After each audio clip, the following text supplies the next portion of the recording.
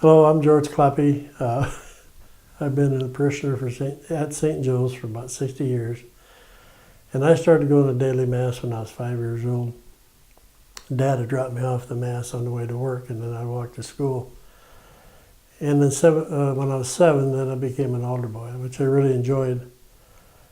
And about time went by, and about year 2000, I was at church here with the family, and married and got 4 kids.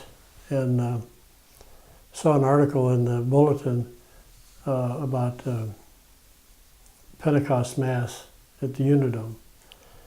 And so we went to that, and it was packed. And the bishop was there, and the Knights of Columbus, and it was just a set of fire in me. I wanted more. And within a month, there was another article in the bulletin about lay formation. And I didn't really know what it was, so I called the church and I got a hold of the pastor, and he said that well, you better sign up if you're going to do it because they're about done. I said, okay. And then later I prayed about it, and I said, Lord, if you want me to do this, can you give me a sign that that's really what you want me to do? And it was within about 2 days, the faith formation director, he called and said, are you interested in I hear you're interested in lay formation. I said, yes. And he kind of explained a little bit about it, and he said, I think you should go. So I signed up. And there was 5 of us here from St. Joe's that went. And for 3 years, we drove every Saturday, once a month, we drove to Marshalltown for lay formation. And while we were in relay formation, every year they would have a retreat up at Shiloh. It started on Friday afternoon and to about noon Sunday. And I think it was the last year, 2003, we had confession that Saturday evening. So I went to the chapel and I did examination of conscience. And then I got in line, and I walked in there, and I sat down, and I saw a picture of Christ. I can see it just as well like looking at Sean here. He looked like the picture of Divine Mercy, but he didn't have, you couldn't see his heart. He just had a white garment on, and then he had a red garment over the top. And it was dark brown piercing eyes. And he sat there in the chair with his arms down on the arms and didn't really move, just looked at me and said, I heard, keep doing what you're doing.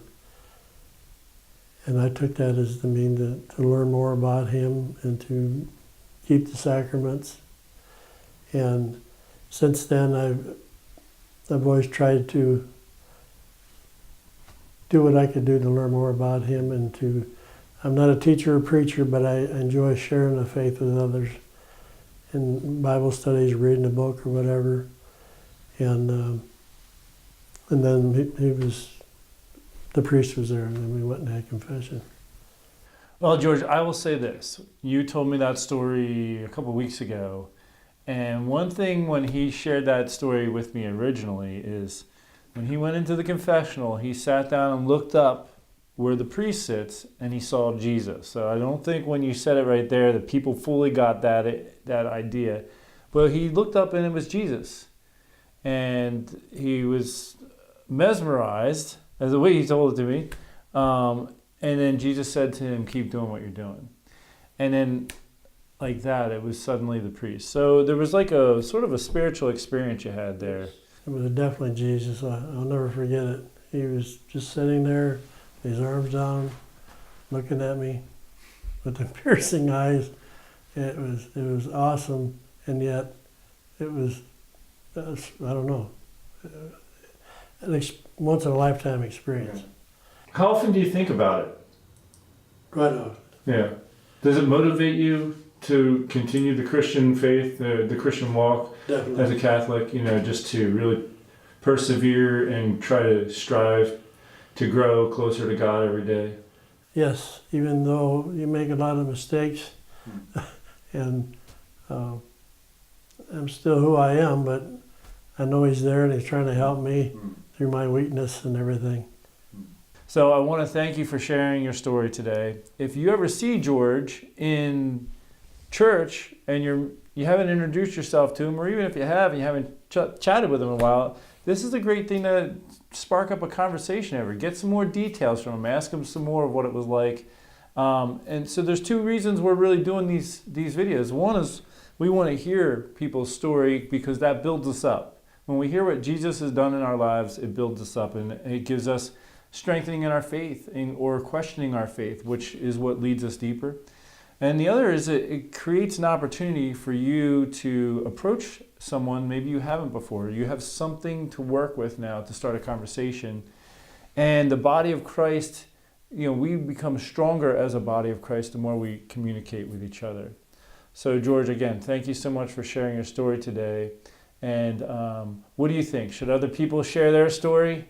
Yes, I think they should, because there's a lot of people that are doubting if there's really a God and if He's here today.